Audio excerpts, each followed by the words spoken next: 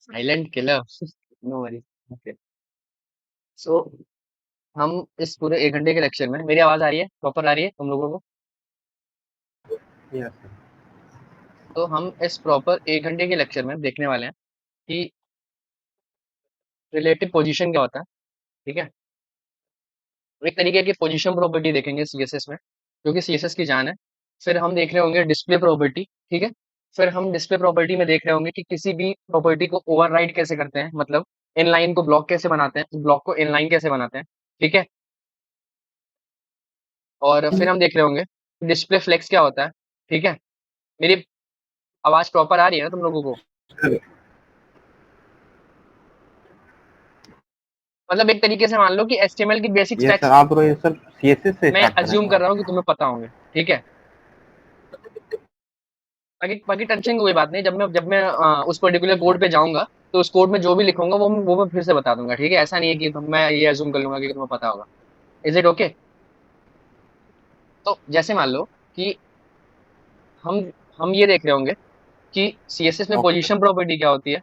फिर हम ये देख रहे होंगे कि यस सर। सीएसएस में डिस्प्ले प्रॉपर्टी क्या होती है। ठीक है।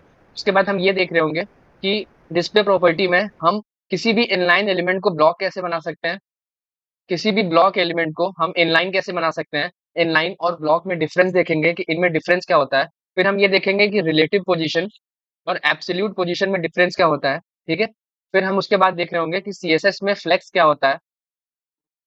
फिर हम उसके बाद ये देख रहे होंगे कि जस्टिफाई कंटेंट नाम की। हाँ बोलो। हाँ बोलो। अच्छा, व्हाइट बोर्ड प्रॉपर विजिबल नहीं है। Sir hello sir, your white board is not visible properly मुझे सर। लगता है सिर्फ फ्री में मुझे एक ही देगा बस। No sir. एक सेकेंड, कोई और व्हाइट बोर्ड खोल लेता हूँ। एक काम करते हैं, मैं नोट पैड पे तो लिख के बता देता हूँ। ठीक है।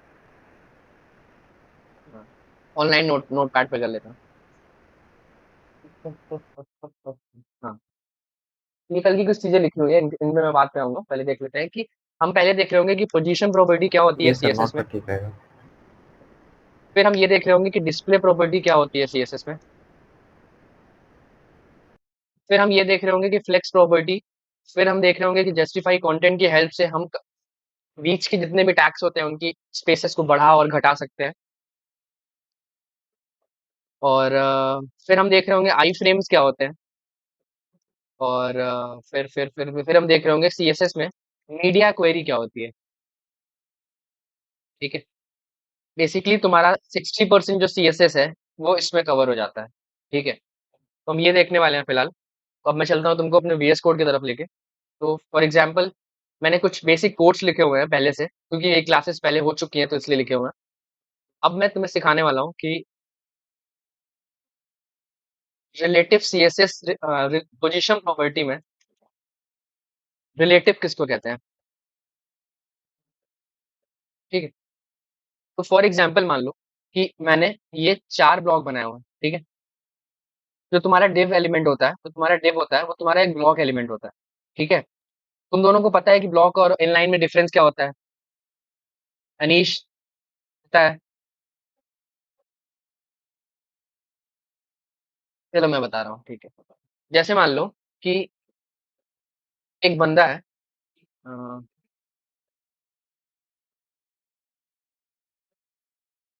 देखो। ठीक है। एक बंदा है। वो बंदा करता क्या है कि वो बंदा इस जगह पे आके बैठ जाता है।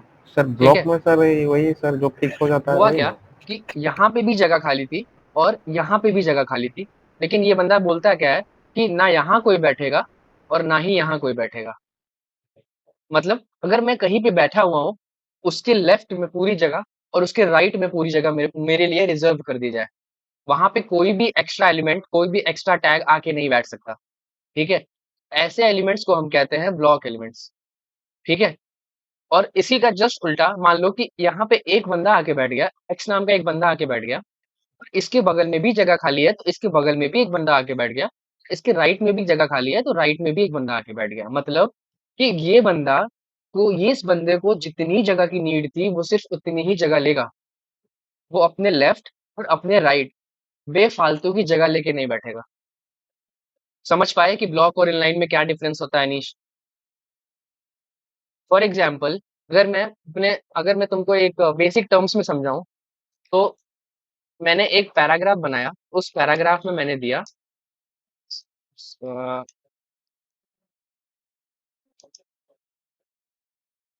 तुम लोगों की क्लासेस तो नहीं है ना? ऐसा तो नहीं तुम लोग क्लास छोड़ के आए हो?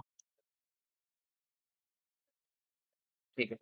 मान लेते हैं मैंने फर्स्ट पैराग्राफ बनाया, तो मैं चाहता हूँ कि इसी के जस्ट बगल में एक और पैराग्राफ आए और उसमें लिखा हो अनीश, जो भी यस हो, सर। अनीश यादव, मुझे याद नहीं है, अनीश यादव, ठीक है। सेव करता हूँ।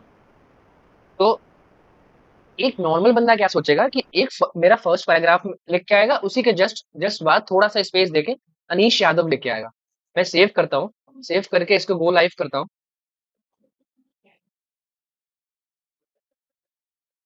गो लाइव करके बोला, देखो हुआ क्या। नहीं सर। फर्स्ट पैराग्राफ एक अलग लाइन में आ रहा है और अनीश यादव एक अलग लाइन में आ रहा है। ये क्यों हुआ? जो कि नियम के अकॉर्डिंग दोनों को एक ही लाइन में आना चाहिए था ना।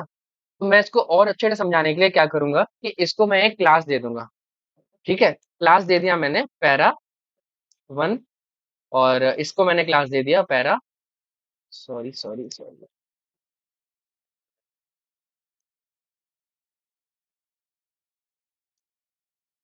Para two.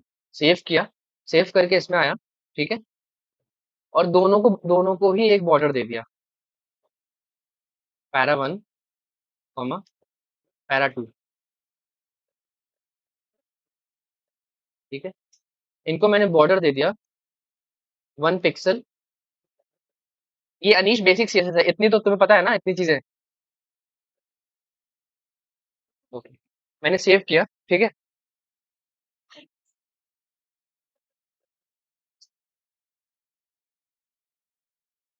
ओह, सेव किया मैंने, ठीक है। सेव करके मैं आया, वेब पेज पे आया, ठीक है। देखो क्या हुआ, इनको सिर्फ इतनी जगह से मतलब था, लेकिन ये पूरी जगह लेके बैठ गए। देख पा रहे हो? अनीश यादव को सिर्फ इतनी जगह चाहिए थी, लेकिन ये इतनी जगह लेके बैठ गए। तो ब्लॉक एलिमेंट्स का मतलब ये होता है कि वो पूरी की पूरी कॉलम को ही एक पूरा का पूरा जगह लेके बैठ जाते हैं। उनको भले नीड सिर्फ इतनी की हो, लेकिन उनको इतनी जगह चाहिए।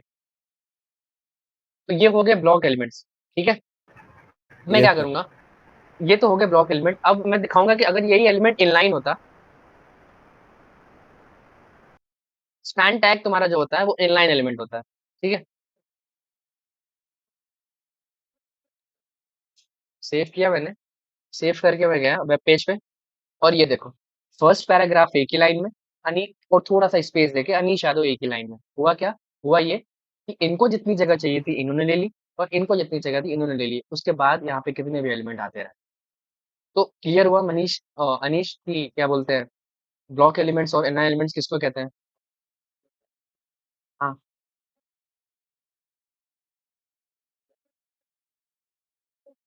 हम्म। अच्छा, उसके उस पर्टिकुलर के लिए तुम एक काम ये भी कर सकते हो, या तो तुम, एक तुम्हारा टैग होता है एनबीएसपी करके, जहाँ तक मुझे याद है, एनबीएसपी, हाँ ये टैग होता है, यहाँ पे दो, और वेब पेज पे आओ, वेब पेज पे आओ, रिलोड करो, ये देखो फर्स्ट पैराग्राफ के बाद थोड़ी थोड़ी सी स्पेस आ गई। तो एनबीएसपी यूज करते हैं हम। हाँ, ज्यादा भी देना तो एनबीएसपी मल्टीपल टाइम्स यूज कर लो। बट आई वुड सजेस्ट कि अगर तुमको ज्यादा स्पेसेस करने हैं, दो अलग अलग वो बनाओ, एलिमेंट्स उनको बनाओ, और यस उनमें पैडिंग दे दो। सर। एक चीज ठीक है, सर। तो ये तो हो गए तुम्हारे सर ब्लॉक एलिमेंट्स स्पेस और कैसे इनलाइन प्रोवाइड एलिमेंट्स। करवाते हैं सर? ठीक है, मान लीजिए कोई अब आते हैं पैराग्राफ का बीच में सर, जैसे कि हमको स्पेस थोड़ा सा ज्यादा रिलेटिव चाहिए, प्रॉपर्टी क्या होती है। अब देखो, तो सर ये मैंने कौन सा 4 डिव टैग बनाए हमको हैं, लगाना पहला पड़ेगा सर? आईफोन, कौन सा टैग यूज दूसरा करेंगे? टैबलेट, तीसरा लैपटॉप, और चौथा डेस्कटॉप पीसी। यस ठीक है, मैं सेव करता हूँ, सेव करके मैं आता हूँ अपने इस पे। अभी मैंने अपने डिस्क की display MBSP, property yes none sir. रखी हुई है, इसलिए कुछ शो नहीं हो रहा है। तो मैं आया बॉक्स पे, इन सबको मैं कमेंट आउट करता हूँ अभी के लिए फिलहाल। ये कल की क्लासेस है।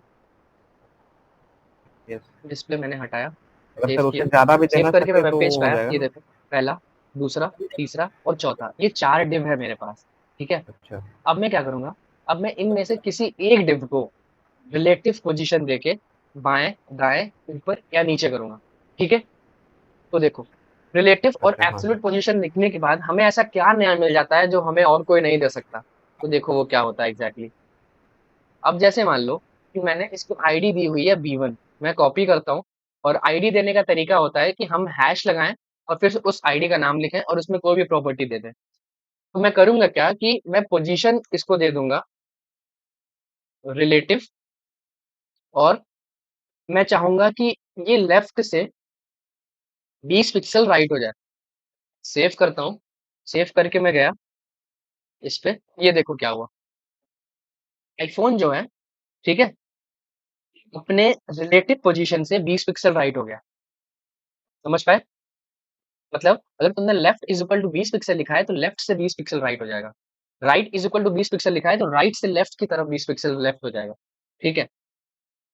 मान लो कि मैं यही सेम चीज करना चाहता हूँ B2 में, जो कि दूसरा बॉक्स है मेरा। कॉपी किया, कॉपी करके अंदर आया, सेव किया। सेव करने के बाद वेब पेज पे गया और ये देखो, ये सेकंड वाला डिव भी लेफ्ट से 20 पिक्सल राइट आ गया। ठीक है।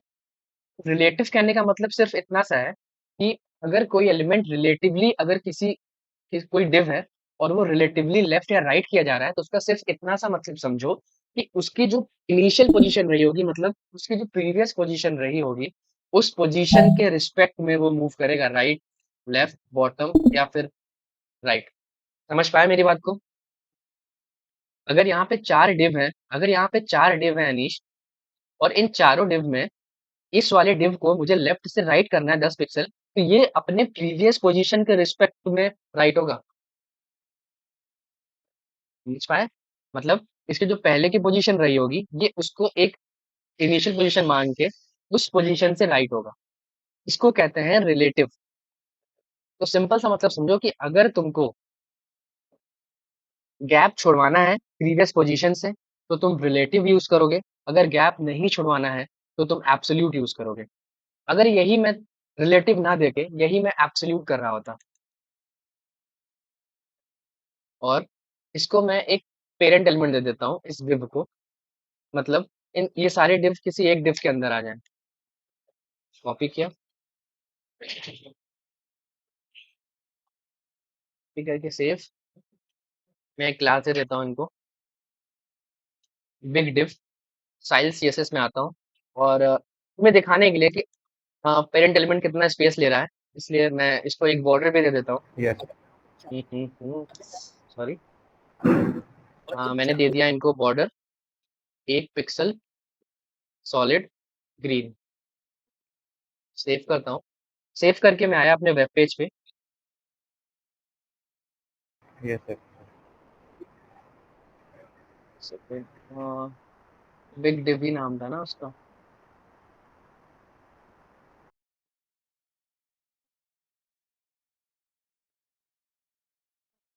अच्छा, 1 PS हो गया, 1 पिक्सल सॉलिड रेड। हाँ, वेब पेज पे आया। देखो, ये मेरा एक पेरेंट एलिमेंट है इसका, इसके अंदर ये चारों डिव है। देख पा रहे हो ग्रीन बॉर्डर? इस मैं बता रहा हूँ ना, मैं तुम्हें उसका रीजन बता रहा हूँ। तो ये देखो, ये ग्रीन कलर का बॉर्डर बना दिया मैंने। अब मान लो कि मैं अगर इसमें से प्रॉपर्टी हटा देता हूँ B1 में से, हटाया, सेव किया, पोजीशन एब्सोल्यूट में आया, पोजीशन एब्सोल्यूट किया मैंने B2 को, सेव किया। सेव करने के बाद में आया, देखो हुआ क्या एग्जैक्टली।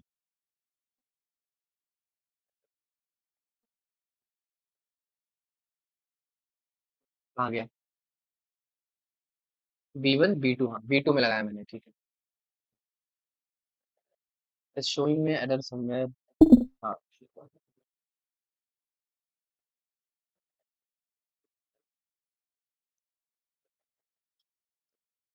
सही। अब हो क्या रहा है कि तुम्हारा जो टैबलेट रहा होगा, देखो ध्यान से, ये जो सेकंड वाला डिव है टैबलेट, उसको मैंने दे दिया पोजीशन एब्सोल्यूट, और मैंने उसको टॉप से कर दिया। मान लो कि मैं टॉप प्रॉपर्टी लगा देता हूँ। ठीक है, मैंने टॉप से उनको कर दिया 20 पिक्सल नीचे। सेव किया। सेव करने के बाद वेब पेज पे गया, देखो क्या हुआ। समझ पाए? अब हुआ क्या होगा कि ये जो टैबलेट होगा, टैबलेट तो यहाँ पे था, यस सर तो फिर ये ऊपर ओवरलैप क्यों हो चला जा गया? या फिर इसको यहीं से 20 पिक्सल नीचे होना चाहिए था ना। जो काम रिलेटिव कर रहा था, रिलेटिव में क्या होता, अगर मैं रिलेटिव लिखता तो ये यहीं से 20 पिक्सल नीचे हो जाते, लेकिन एब्सोल्यूट के केस में ये पेरेंट एलिमेंट के पास क्यों चला गया अपने? उसका रीजन सिर्फ इतना सा है कि अगर मैंने किसी को पोजीशन एब्सोल्यूट दे दिया, ठीक है, तो होता क्या है कि ये 4 div है और ये इनका पेरेंट div है। तो रिलेटिव में क्या हो रहा था कि ये क्या कर रहे थे भाई साहब, ये अपने प्रीवियस पोजीशन से राइट और लेफ्ट हो रहे थे, ठीक है। लेकिन एब्सोल्यूट ऐसा नहीं करेगा, एब्सोल्यूट सिर्फ अपने पेरेंट के रिस्पेक्ट में मूव करेगा, जो कि ये पेरेंट div है तुम्हारा। इसको मतलब ही नहीं है कि इसकी प्रीवियस पोजीशन क्या रही होगी, ये सिर्फ अपने पेरेंट के रिस्पेक्ट में मूव करेगा। समझ पाए? क्लियर हुआ यहाँ तक? तुम्हें मैं दिखाता हूँ, ये वो तो हो गया एब्सोल्यूट और रिलेटिव, ठीक है। अगर तुम चाहते हो कि तुम्हारा जब यूजर स्क्रॉल करे नीचे, कोई पर्टिकुलर एक div कहीं पे आके फिक्स्ड हो जाए, मतलब उसकी पोजीशन चेंज नहीं होनी चाहिए, उसकी जो क्या बोलते हैं डायमेंशनल पोजीशन है वो चेंज नहीं होनी चाहिए, तो उसके लिए क्या करोगे कि किसी पर्टिकुलर एक एक पे आओ। मैंने इसको कमेंट आउट किया, कमेंट आउट करने के बाद मैंने इनको दे दिया Yes. पोजीशन। इनहेरिट का मतलब होता है कि एक डिफॉल्ट पोजीशन, जो पोजीशन में है वो उसी पोजीशन में रहेगा जब तक चेंज ना करें, फिक्स्ड। और मैंने उनको टॉप से 10 पिक्सल पे फिक्स कर दिया। आया मैं यहाँ पे, अब ध्यान से देखो, ये देखो, देख पा रहे हो? देख पा रहे हो? ये देखो, ये ऊपर से 20 पिक्सल पे फिक्स्ड हो गया। फिर ये थी हमारी पोजीशन प्रॉपर्टी, ठीक है। अब दूसरा देख लेते हैं कि डिस्प्ले प्रॉपर्टी क्या होती है।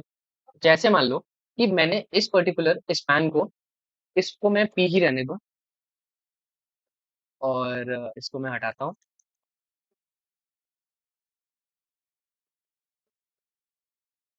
सेव करता हूँ। सेव करके मैं आया यहाँ पे, देखो, अभी के लिए मैं ये प्रॉपर्टीज हटाता हूँ।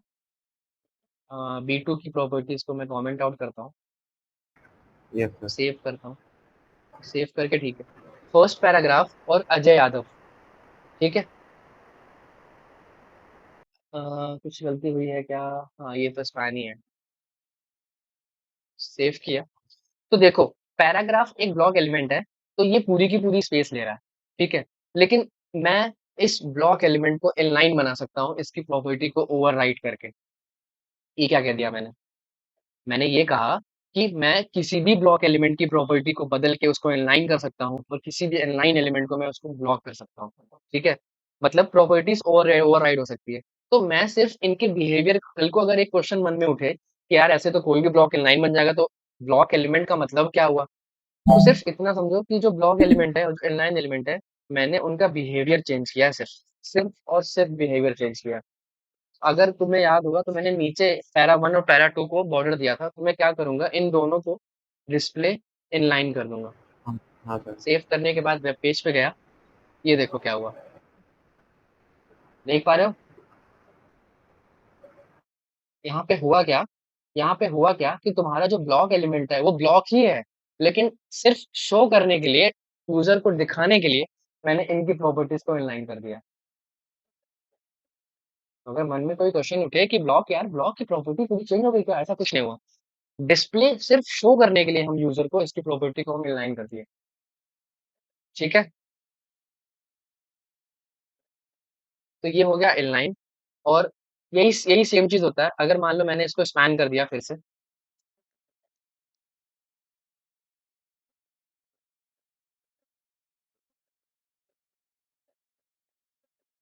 ठीक है। अब अब स्पैन तो इनलाइन है, ठीक है। सेव किया। अब स्पैन को भी मैं ब्लॉक कर सकता हूँ उसकी प्रॉपर्टी ओवरराइड करके। यहाँ गया, ये देखो, स्पैन टैग भी तुम्हारा block block block block element हो गया। समझ पाए? तो with the help of display property you can override the properties of any block or any inline element। यहाँ तक क्लियर हुआ? Anish silent killer bro. हम्म।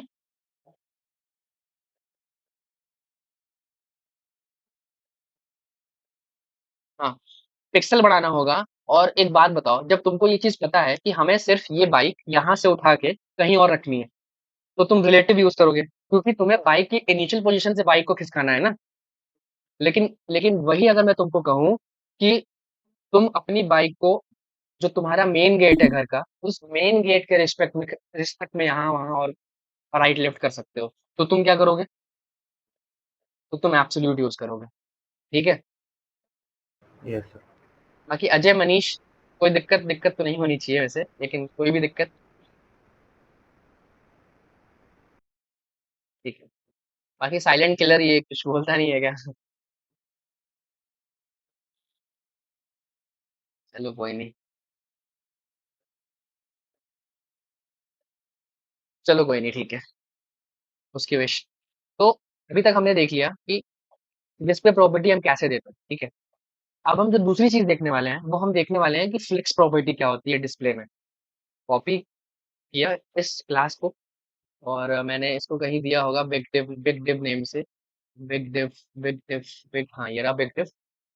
तो अब मैं करूंगा क्या कि इस बिग डिव में ये चारों डिव आ रहे हैं, ये चारों के चारों डिव आ रहे हैं इस बिग डिव में। ठीक है। मैं गया और मैंने जैसे ही दिया इनको डिस्प्ले फ्लेक्स,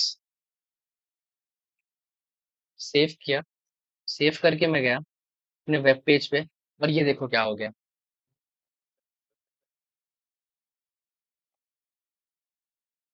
समझ पाए क्या हुआ होगा? Yes sir. सर वो जो बॉक्स जो यहाँ इधर पे क्या उधर जो हुआ करने होगा कि जब मैं किसी भी पेरेंट एलिमेंट को, किसी भी पेरेंट कंटेनर को सर डिस्प्ले बॉक्स फ्लेक्स दे जो देता इधर हूँ, उधर सर करने का तो मेरा एब्सोल्यूट सिर्फ से भी कर इतना सकते सा हैं, बट मतलब सर होता है कि भैया पिक्सल उसमें बढ़ाना होगा जितने भी यही तो। चिल्ड्रन हैं, उस पेरेंट एलिमेंट के जितने भी चाइल्ड हैं, सबको एक ही लाइन में कर दो। एक सिंगल लाइन में, चाहे वो 1000 हैं, चाहे वो 2000 हैं, चाहे वो 10,000 हैं, उन सबको एक ही सिंगल लाइन हाँ में सर। कर दो। समझ पाए मनीष हाँ और अनीश? जी सर। अब एक क्वेश्चन और उठ रहा होगा कि सर मैंने डिस्प्ले फ्लेक्स से इन लोगों को सेम लाइन में कर तो दिया, लेकिन अगर मैं तुमको ये कहूँ कि सर मुझे इनमें थोड़े स्पेसेस चाहिए, इनमें वो अच्छा तो बहुत खराब लग रहा है, उसके लिए भी हमारे पास एक ऑप्शन है। जी हमारे पास एक प्रॉपर्टी होती है जस्टिफाई कंटेंट की। उसमें तीन चीजें होती हैं। सर। पहला देख लो स्पेस अराउंड। जी सर। स्पेस अराउंड किया। और हाँ, एक चीज और ध्यान रखना कि 99% केसेस में हम जस्टिफाई कंटेंट प्रॉपर्टी नहीं तभी सर। लगाते हैं नो जब सर। डिस्प्ले फ्लेक्स दे रहे होते हैं। ठीक है। आया मैं, अब देखो क्या हुआ। मैंने देखो क्या दिया था यहाँ पे, देखिए। Display space around. देखो क्या हुआ। स्पेस अराउंड करता क्या है कि जो सबसे एक्सट्रीम लेफ्ट डिव रहता है और जो सबसे एक्सट्रीम राइट डिव रहता है, उनके राइट और लेफ्ट सेम जगह छोड़ता है, और जो बीच के जितने भी डिव्स रहते हैं वो अपने लेफ्ट और राइट सेम जगह छोड़ते हैं। समझ पाए?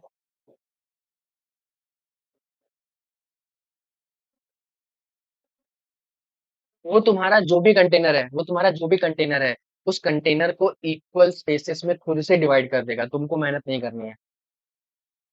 समझ पा रहे हो? हाँ।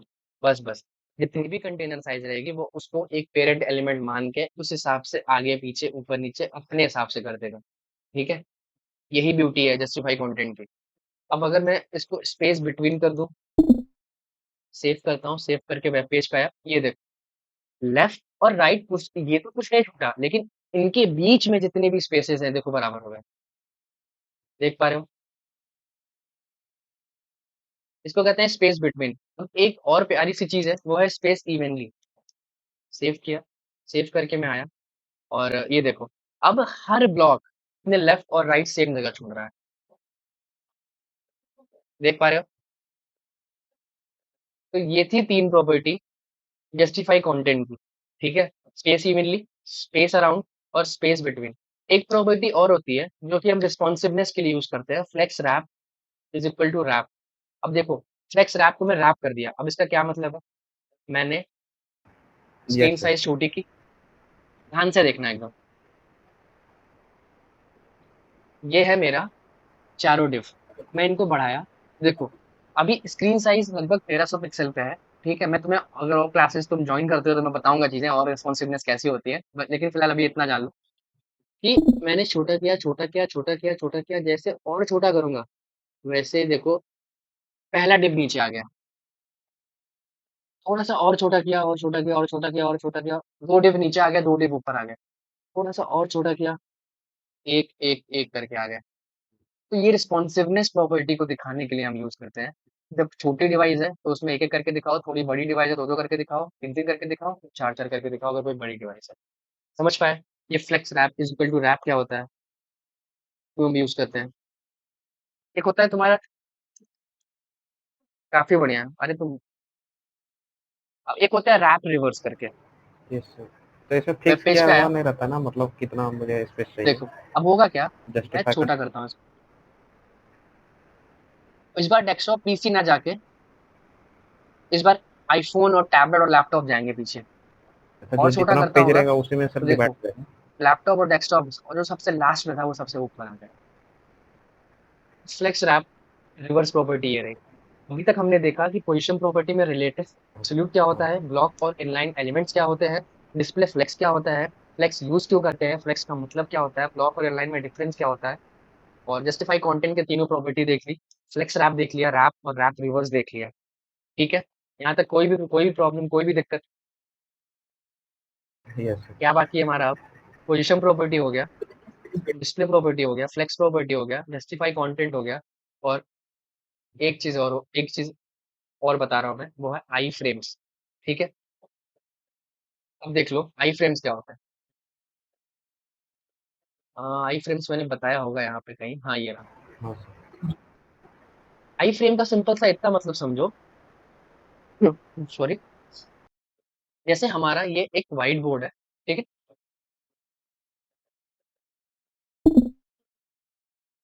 हम्म,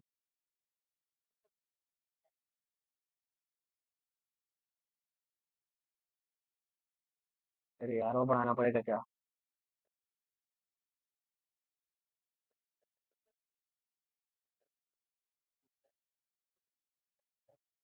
ठीक, सिर्फ इतना सा मतलब समझो, अनीश एक वेबसाइट बना रहा है, और उस वेबसाइट में वो अपना पोर्टफोलियो बनाया है, जिसमें अनीश अपने बारे में बता रहा है, अपने कॉलेज के बारे में बता रहा है, अपने स्किल्स के बारे में बता रहा है, और अपने इंटर्नशिप के बारे में बता रहा है। इन चार चीजों के बारे में बता रहा है। और जैसे मान लो अनीश के पास ऐसी 5 वेबसाइट और हैं। कल को क्या हुआ कि मैंने अनीश से बोला, अनीश एक काम करो, अपनी 6 वेबसाइट का लिंक मुझे दे दो, ताकि मैं एक-एक करके तुम्हारी वो 6 वेबसाइट देख सकूँ। तो अनीश क्या करेगा कि अनीश 6 लिंक मुझे भेजेगा, ठीक है?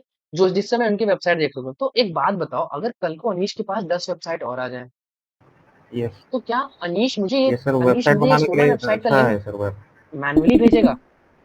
कि सर देख लो मेरी वेबसाइट, ये देख लो, ये देख लो, ये देख लो सर। नहीं, अनीश क्या करेगा कि अनीश एक यूनिवर्सल वेबसाइट का, एक ही वेबसाइट का लिंक भेजेगा, और उन वेबसाइट में इन 15 वेबसाइट्स का आई फ्रेम बना देगा,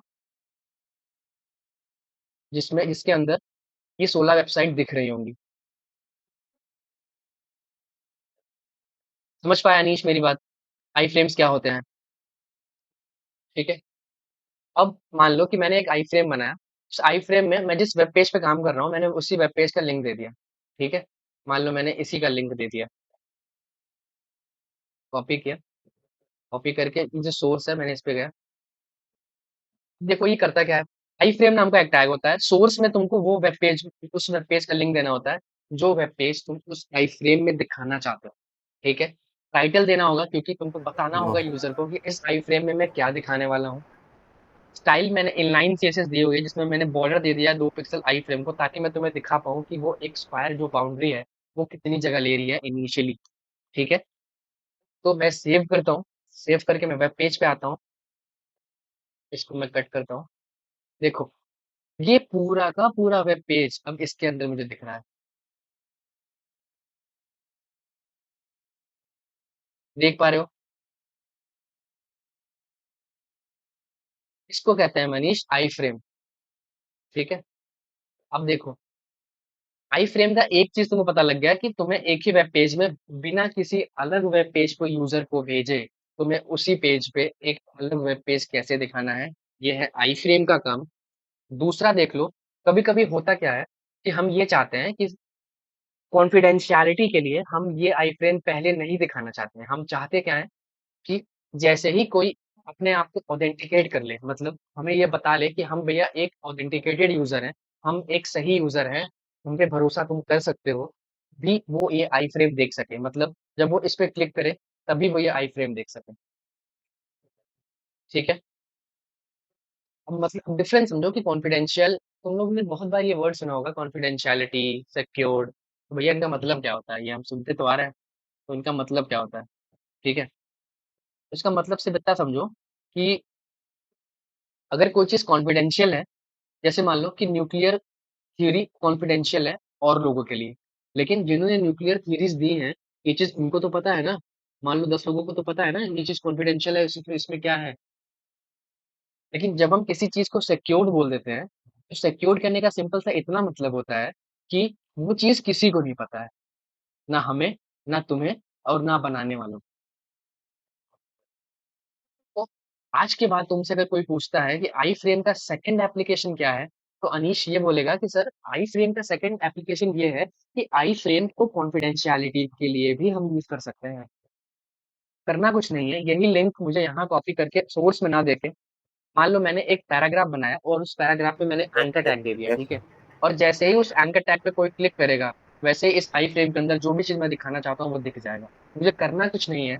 मैं एक नेम एट्रीब्यूट दूंगा इस आई फ्रेम को, और यही सेम नेम मैं टारगेट को दे रहा हूँ। टारगेट का मतलब सिर्फ इतना सा है कि जैसे ही कोई इस पे क्लिक करे, ये ढूंढेगा कि भैया टारगेट कहाँ है मेरा।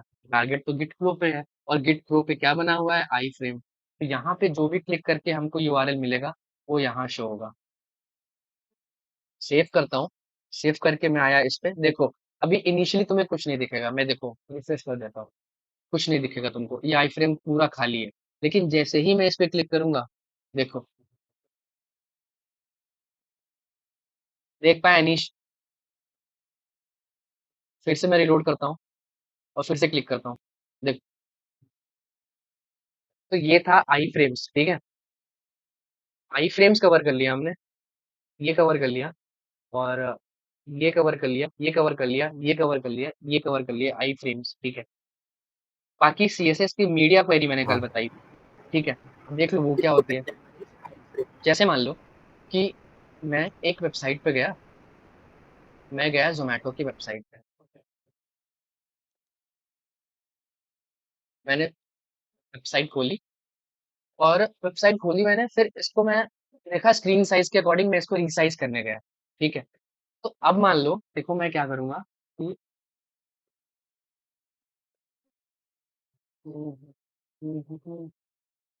आईफोन ऐसे ही आ जाता है, सबसे सबसे छोटा डिवाइस, देखो।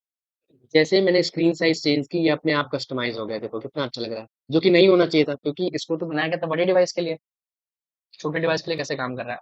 अब यही थोड़ी डिवाइस की लेंथ बढ़ा दी मैंने आईफोन एक्सआर कर दिया, देखो उस हिसाब से एडजस्ट हो गया। मैंने आईपैड कर दिया, जो कि बड़ा डिवाइस होता है, देखो उस हिसाब से एडजस्ट हो गया। रैपर नहीं यूज किया, इसमें यूज है तुम्हारी बूटस्ट्रैप और मीडिया क्वेरी, ठीक है। फ्लेक्स रैप तो एक तरीका है तुम्हारा, बहुत सारे जो डिव हैं उनको एक ही लाइन में लाने का, लेकिन तुम्हारे यहाँ सिर्फ डिव ही थोड़ी ना है, तुम्हारे यहाँ तो बहुत सी चीजें है ना भाई। ये तो बहुत सी चीजें है ना। इन ये सब केसेस से डील करने के लिए हमारे पास एक चीज है, वो है मीडिया क्वेरी, ठीक है। तो फॉर एग्जाम्पल मैं चाहता हूँ, अब मैं क्या करूंगा, इस बॉक्स में ये जो बिग डिव है, इस बॉक्स की डिस्प्ले में नन कर देता हूँ, मतलब ये नहीं दिखेंगे मुझे जरा सा भी। डिस्प्ले में कर देता हूँ, ये दिखेंगे ही नहीं मुझे, ठीक है। मैं सेव करता हूँ। अब मैं चाहता हूँ कि मीडिया क्वेरी में,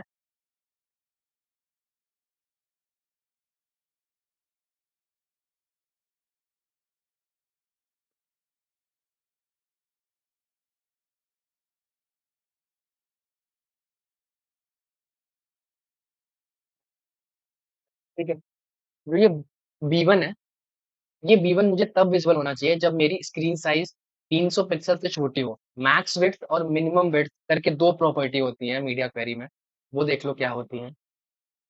जैसे मान लो कि तुम चाहते हो कि तुम अपने घर से मैक्सिमम 10 किलोमीटर तक ही जा सकते हो अपने स्कूटी से, तो ये हो गया तुम्हारी मिनिमम विड्थ, जो कि 0 होगी अभी के लिए फिलहाल। मैक्सिमम विड्थ जो कि 10 होगी। तुम 0 से लेके 10 के बीच में कहीं भी जा सकते हो, तो जैसे ही तुम इस 0 से लेके 10 के बीच के स्क्रीन साइज में आए, तुम जो भी सीएसएस इसके अंदर लिखे रहोगे वो फायर हो जाएगी तुरंत। वो ये प्रॉपर्टी लगा देगी। मैं चाहता हूँ कि जैसे ही 300 पिक्सल्स या 300 पिक्सल से छोटी की Yes, sir. स्क्रीन साइज हो, वैसे ही B1 को दिखा दो। B1 अभी सब नन है अभी, वैसे ही B1 को दिखा दो, बैकग्राउंड कलर रेड कर दो और फॉन्ट साइज एक्स्ट्रा लार्ज कर दो। सेव किया मैंने, सेव करके मैं गया। अगर तुम ध्यान से देखो तो तुमको ये अभी नहीं दिखेगी। देखो 303 पिक्सल है, मतलब मैंने तो 0 से 300 तक लगाया है, लेकिन जैसे ही मैं छोटा करूंगा इसको, देखो थोड़ा छोटा किया मैंने, ये देखो तुरंत आईफोन विजिबल हो गया। देखो 300 से बड़ा है, कुछ नहीं विजिबल है। 300 छोटा किया, देख देख पाए। तो ये है तुम्हारी मीडिया क्वेरी, मतलब स्क्रीन साइज के अकॉर्डिंग तुम अपने कोड को चला सकते हो जैसे मन चाहे। अब मैं इसको भी कमेंट आउट करता हूँ। अब मैं चाहता हूँ कि जैसे ही 300 पिक्सल्स से लेके 500 पिक्सल तक मेरी स्क्रीन साइज आए, मुझे B2 विजिबल हो जाए। तो मैं अपने वेब पेज पे गया, देखो बढ़ाया बढ़ाया बढ़ाया बढ़ाया बढ़ाया, ये देखो 300 से जैसे ही बढ़ा। ये कब तक रहेगा? जब तक 500 पिक्सल नहीं आ जाते। देखते रहो। 400, 470, 475, 490, देखो 500 पिक्सल पे गायब हो गया। क्यों गायब हो गया? क्योंकि मैंने मैक्सिमम वैल्यू 500 पिक्सल ही दी हुई है इनको। अब दूसरे पे आ जाओ।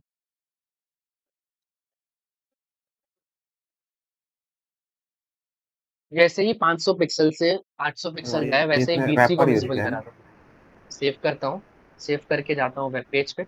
ये देखो 500 पिक्सल तक तो ये दिखेंगे, लेकिन जैसे ही मैं 500 पिक्सल गया, 500 गया गया गया गया गया, मैं आया 800 तक। देखो 800 के बाद गायब हो गया। अब समझ पा रहे हो? मतलब तुम एक तरीके की, अगर तुम कोई भी प्रोग्रामिंग जी। लैंग्वेज पढ़े होगे, जैसे कि जावा हो गई, सी हो गई, पाइथन हो गई, तो तुम अगर इसमें से कोई भी लैंग्वेज पढ़े होगे, तुम एक चीज नोटिस करते होगे, इसमें हम एक चीज यूज करते हैं, इफ एंड एल्स। ठीक है? तो एक तरीके से सीएसएस मीडिया क्वेरी तुम्हारी इफ एंड एल्स ही होती है। इफ अगर ये चीज सही हुई तो ये चला दो, इफ अगर ये चीज इनके बीच में हुई तो ये चला दो, इफ ऐसा हुआ तो ये चला दो। तो ये थी तुम्हारी मीडिया क्वेरी। ठीक है? बाकी अजय, मैंने कल क्लास में यही बताया था। Ajay, are you there?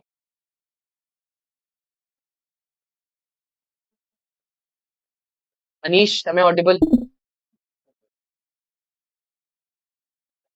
Ajay, am I audible? Ajay कुछ बोल नहीं रहा था तो मुझे लगा। ठीक है। बाकी अनीश, यहाँ तक कोई भी दिक्कत?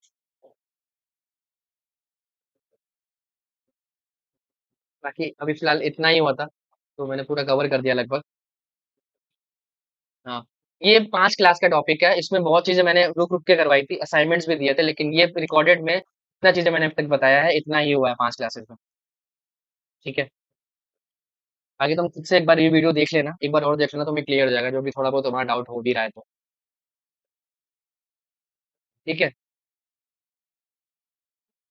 बाकी नेक्स्ट क्लास में हम जावास्क्रिप्ट शुरू करने वाले हैं। हाँ, बेसिकली होता क्या है कि मैं आधे घंटे पढ़ाता हूँ। ठीक है?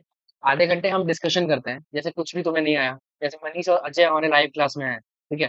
तो इनको कुछ भी नहीं आता है, तो ये वो चीज पूछ लेते हैं। ये कुछ अपने आप से किए रहते हैं, तो वो चीज में कहीं दिक्कत आता है तो वो पूछ लेते हैं। बाकी मैं सामने से बोलता हूँ कि ये असाइनमेंट करके आओ, तो उस पर डिस्कशन होता है। आधे घंटे में मैं बहुत डीप में बताता हूँ ये चीजें। तो वही चीज है। बाकी अब तुम्हें रेगुलरली कल से तुम्हें रिकॉर्डिंग्स मिलने लगेंगी। बाकी अगर तुम्हें प्रीमियम का पूछना हो तो तुम उनसे पूछ सकते हो, पंकज सर से, जिससे तुम्हारी बात होती है। ठीक है अनीश? ठीक है, साइलेंट किलर। नाम बहुत तगड़ा है भाई। नेक्स्ट क्लास में जावास्क्रिप्ट शुरू करेंगे। नहीं मनीष, आज मैं बताया ना ग्रुप में, आउट ऑफ स्टेशन जा रहा हूँ थोड़ा, तो कल क्लास होगी। ठीक है? ठीक है। बाकी तुमने जो असाइनमेंट बोला था वो कर लेना। हाँ, पूछो अनीश।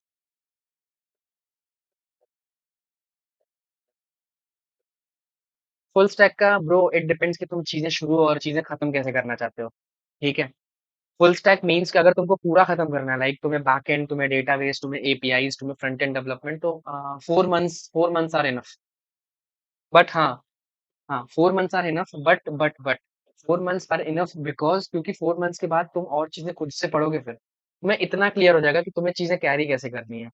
तुम उससे में प्रोजेक्ट्स भी बना रहे होगे 4 महीनों में, उसी में तुम खुद से सीख भी रहोगे, तो ये बहुत बड़ी जर्नी है। 4 मंथ्स शुरू करने के लिए मैं तुम्हें 4 महीना बोल रहा हूँ।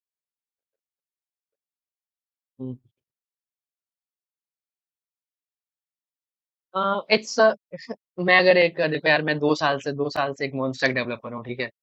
मैं तुम्हें एक चीज ये बोलना चाहता हूँ कि यार it's a never ending love story. ठीक है। मतलब तुम किसी के साथ रिलेशनशिप में हो और तुम दोनों की कोई एंडिंग ही नहीं। ठीक है, बस वही चीज है। वेब डेवलपमेंट इज समथिंग कि तुम अपने 30 साल के करियर के बाद भी ये चीज नहीं बोल सकते कि हाँ यार I am the master of this thing. करते रहो, पढ़ते रहो, आगे कोई। हाँ, बाकी कोई भी डाउट आए तो बताना। बाकी अगर तुमको क्लासेस का पूछना हो, अगर क्लासेस करने हो साथ रेगुलर, तो वो भी कर सकते हो। तुम पंकज सर से बात कर लेना एक बार, वो जो भी बोले मैं मान लूंगा। ठीक है। ठीक है, बाकी ये तुम्हारा दोस्त है साइलेंट किलर, ये बोलता नहीं है कुछ। ठीक है, ठीक है, बात कर लो। बाकी ठीक है मनीष, अजय कल मैंने यही बताई थी, मीडिया क्वेरी। ठीक है। बाकी नेक्स्ट क्लास में जावास्क्रिप्ट शुरू करेंगे, डॉम डॉम मैनिपुलेशन और फंक्शनिंग कैसे देते हैं वेबसाइट को। Login page, sign up page बताऊंगा। ठीक है। तो thank you for joining. Thank you guys for joining.